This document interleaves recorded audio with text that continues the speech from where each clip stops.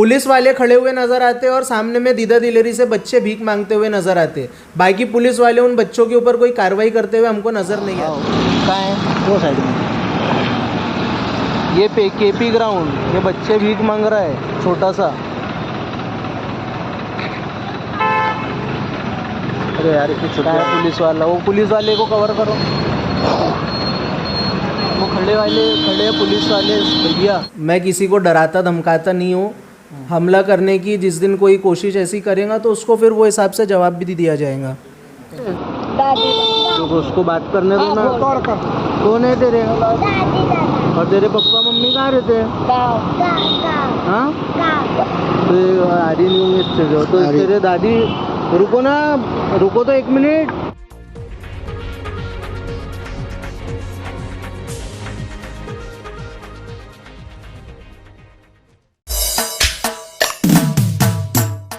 नवरात्रि के शुभ अवसर पर डांडिया के लाइव स्ट्रीमिंग के लिए इंडिया फैक्ट न्यूज को संपर्क करें। इंडिया फैक्ट न्यूज जिसमें 9500 सब्सक्राइबर, यूट्यूब का भरोसा और फेसबुक में 5500 से ज्यादा फॉलोवर का भरोसा जीता है। दोनों सोशल मीडिया अकाउंट में लाखों के रीच। तो देर ना करें, अभी बुक करें लाइव स्ट्रीमिंग करवाने के लिए 9098350946। Email address indiafactnews@gmail.com। नमस्कार आदाब, आप देख रहे हैं इंडिया फैक्ट न्यूज़। नागपुर में बच्चे उठाने की अफवाह बहुत जम के गर्म है। इस मुद्दे पर समय समय पे जिशान सिद्दीकी साहब आवाज़ उठाते रहते हैं, जिनका जनता फाउंडेशन नाम से एक फाउंडेशन चलता है। सर, चैनल में आपका स्वागत है।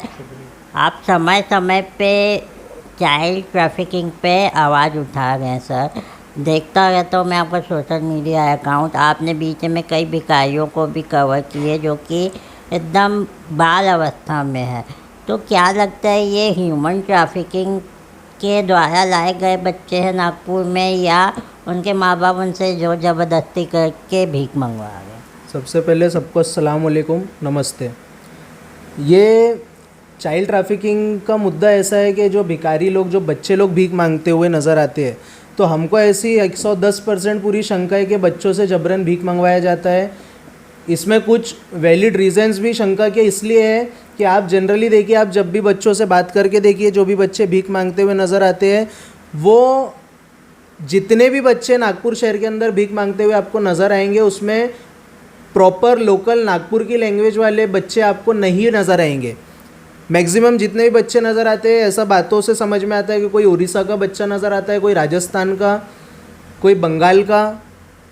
ये बहुत ताज्जुब की बात है कि अगर कोई बच्चा घूम जाता है अपने घर से, तो वो उड़ीसा, राजस्थान, बंगाल ऐसे सब स्टेट से नागपुर तक के कहाँ से पहुँच जाएगा ट्रैवल खुद करते हुए। इसीलिए ऐसी पूरी शंका लगती है कि बच्चों से जबरन भीख मंगवाई जाती है। कुछ रैकेट्स चल रहे हैं जो कि बच्चों को चोरी करके नागपुर लेकर आते हैं, उनसे भीख मंगवाते हैं। दूसरी बात, चाइल्ड लेबर जैसा कि एक क्राइम है, उसी तरीके से बच्चों का भीख मांगना भी एक इलीगल एक्टिविटी है। लेकिन हमको अधिकतर देखने में आता है, कई फुटेजेस मेरे पास खुद मौजूद है, प्रूफ मौजूद है, कई जगह ऐसा देखने में आता है सिग्नल्स पर या फिर धार्मिक स्थानों पर पुलिस वाले खड़े हुए नज़र आते हैं और सामने में दीदा दिलेरी से बच्चे भीख मांगते हुए नज़र आते हैं। बाकी पुलिस वाले उन बच्चों के ऊपर कोई कार्रवाई करते हुए हमको नज़र नहीं आते। हमने जब इन सब सारे विषय को नागपुर की joint police commissioner Aswathy Dorje madam के पास में रखा, तो उन्होंने इस गंभीर विषय को वाकई में गंभीरता से लेते हुए नागपुर के क्राइम डीसीपी चिन्मय पंडित साहब को पर्सनली बुलाकर इसमें कड़े से कड़े कदम उठाने के निर्देश दिए। उसके बाद से कुछ जगह पर इनमें हमको गिरावट भी नज़र आ रही है बच्चों में, जैसे एकदम ही खुलेआम दिखते थे।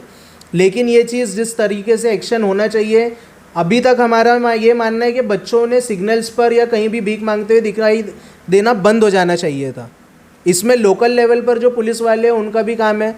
पुलिस वालों के अलावा दूसरा जो कि महिला व बाल विकास मंडल रहता है, उन लोगों के भी सामने हमने ये चीज़ रखा है इतने बार, तो उनका बार बार यही बोलना है कि हम एक रेस्क्यू जल्दी से जल्दी प्लान करने वाले हैं, उसमें हमको भी हम शामिल करेंगे, पुलिस की हम सहायता लेंगे। लेकिन वो प्लानिंग सिर्फ बोलने की प्लानिंग है या एक्शन तुरंत लिया जाएगा, वो समझ में आएगा। दूसरी बात, कॉरपोरेशन जो है नागपुर महानगर पालिका, आप देखिए जितने बाज़ार लगते हैं, हफ्ते में जो एक दिन ही बाज़ार लगता है, सब्ज़ी के बाज़ार हो गए, फ्रूट्स के बाज़ार हो गए, कपड़े के बाज़ार हो गए, वो गरीब ठेले वालों के ऊपर में नागपुर महानगर पालिका के अधिकारी इतने बड़े सूरमा बन कर के कार्रवाई करते हैं, जाकर के अपनी इतनी ताकत की गरीबों के ऊपर आजमाइश करते हैं कि वो गरीबों के फल फ्रूट और सब्ज़ी भी कुचल देते, कपड़े जब्त कर लेते। लेकिन जो भिखारी लोग बड़े के बड़े एरिया, बड़े के बड़े रोड्स कैप्चर करके 24/7 परमानेंट अपना डेरा बना करके रहते हैं, उनके ऊपर कार्रवाई करते वक्त नागपुर महानगर पालिका के अधिकारियों के आंखों पर काली पट्टी बंदी नज़र आती है। तो इसमें भी जांच होना चाहिए कि आखिर ऐसे कौन से बड़े लोग शामिल है या ऐसी कौन से जैक लगे हुए हैं इन चीज़ों के ऊपर कि जिसमें पुलिस प्रशासन रहे या फिर नागपुर महानगर पालिका रहे, ये बच्चों को भीख मांगते हुए देखते हुए भी कोई कार्रवाई करते हुए नज़र नहीं आते हैं। आप जब ये सब चीज़ों के लिए निकलते हैं कि ऐसा काम क्राइम कहीं हो तो नहीं रहा है, तो क्या कभी आपके ऊपर हमला हुआ है या कभी आपको ऐसी धमकी आई कि आप हमारे काम के बीच में ना आए, ऐसा कभी हुआ है आपके साथ? नहीं, फ़िलहाल अभी तक के ऐसी कंडीशन नहीं पैदा हुई है और उम्मीद है कि ऐसी कंडीशन हमले की आएंगी भी नहीं। मैं किसी को डराता धमकाता नहीं हूँ। हमला करने की जिस दिन कोई कोशिश ऐसी करेगा तो उसको फिर वो हिसाब से जवाब भी दिया जाएगा। तो जिशान सर, आपका काफ़ी समय से सोशल मीडिया में, सोशल एक्टिविटी में आगे रहे हैं। आपने कोरोना काल में भी काफ़ी काम किया था और अभी देखा जा रहा है इसमें भी आप काफ़ी काम कर रहे हैं। तो आप क्या कहना चाहेंगे लोगों को कि इस तरह की जो घटना हो गई है बच्चों से भीख मंगवाने वाली, वो ना हो और आपके जैसे लोग सोशल एक्टिवेट बन सके, तो उसके लिए आप लोगों को क्या कहना चाहेंगे? मैं इसमें एक चीज़ पहले ये भी ऐड करना चाहूँगा कि आप देखिए, जब भी बच्चे जो भीख मांग रहे हैं उनसे अपन बात करने जाओ, आप मीडिया वाले हो, आप भी कभी बात करने जाओ, आपको दिखाई ये देगा कि कोई ना कोई बच्चों पे हमेशा नज़र रखता है। जैसे अपन कुछ देर बच्चों से बात करो, 5-10 मिनट के अंदर अंदर कोई ना कोई लेडी या कोई ना कोई जेंट्स उनका बच्चों का अपने आप को माया बाप बताता हुआ सामने आ जाता है कि भैया ये मेरा बच्चा है करके। तो प्रशासन का काम है कि इनकी भी कड़ी जांच होना चाहिए कि जो लोग अपने आप को इन बच्चों का माँ और बाप बताते हैं, क्या ये वाकई में उनके माँ बाप है भी या नहीं है। बच्चे अगर भीख मांग रहे हैं तो साफ साफ जाहिर सी बात है कि अगर ये चाइल्ड ट्रैफिकिंग का केस है, अगर उनसे भीख मंगवाया जा रहा है, तो पब्लिक से मैं कहना चाहूँगा, जनता से कहना चाहूँगा कि अगर आप बच्चों के हाथ में भीख देते हो तो आप वो बच्चे की मदद नहीं कर रहे हो, इनडायरेक्टली जो ये रैकेट्स चला रहे हैं आप ये पैसा उनकी मदद करने के लिए दे रहे हो। दूसरी बात, बच्चों को आप मोटिवेट कर रहे हो पैसा दे करके कि तू बहुत अच्छा बेटा काम कर रहा है, तूने आगे चल के भिखारी बनना चाहिए। इसमें जनता ने भी कड़ा कदम एक ठान लेना चाहिए कि कोई भी बच्चा भीख मांगे तो उसको भीख ना दिया जाए।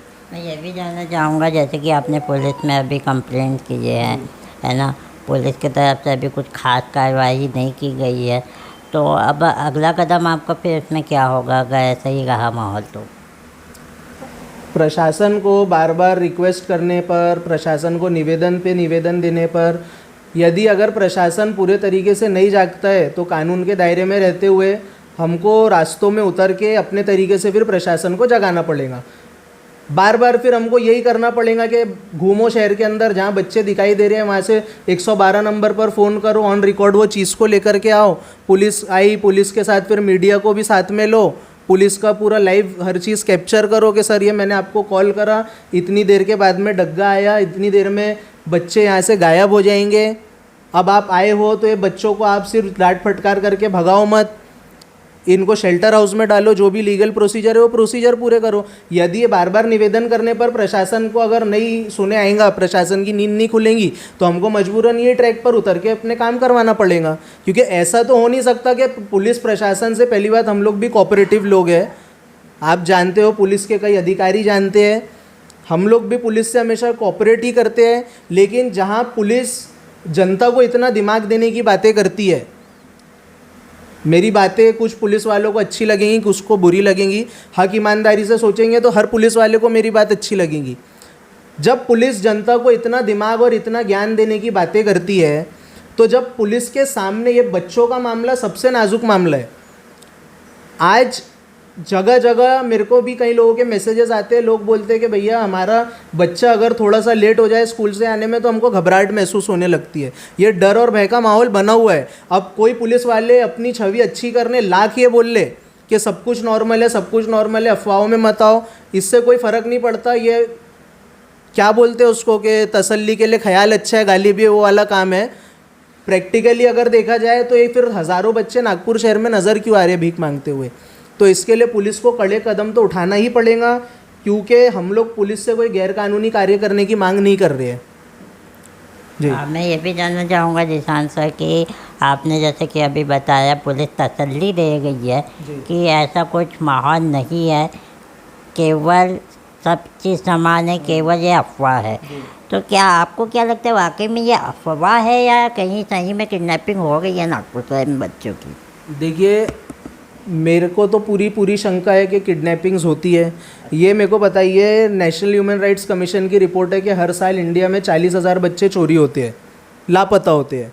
अब 40,000 बच्चे अगर हर साल लापता हो रहे हैं, जिसमें से 11,000 अनट्रेस्ड ही रह जा रहे हैं, ये नेशनल, या तो फिर पुलिस सही वाले एकदम सही बोल रहे और नेशनल ह्यूमन राइट्स कमीशन के ऊपर में अफवाह फैलाने के जुर्म में कार्रवाई करवाई जानी चाहिए। इसका मतलब ये है कि जब ज़ीरो ही हो गई ये चीज़, चाइल्ड ट्रैफिकिंग हो ही नहीं रही है, तो नेशनल ह्यूमन राइट्स कमीशन झूठ बोल रही है। तो देखा दोस्तों, आपने ये था हमारे साथ काजी जिशान सिद्दीकी, जनता फाउंडेशन के अध्यक्ष हैं ये, और इन्होंने काफ़ी अच्छे से अपनी बात कही है और इन्होंने समय समय पे सामाजिक मुद्दों को उठाते गए हैं। उम्मीद करते हैं आज की खबर पसंद आई होगी तो चैनल को शेयर, लाइक, कमेंट करना ना भूलें। फिलहाल मुझे दीजिए इजाज़त, मैं नवीद।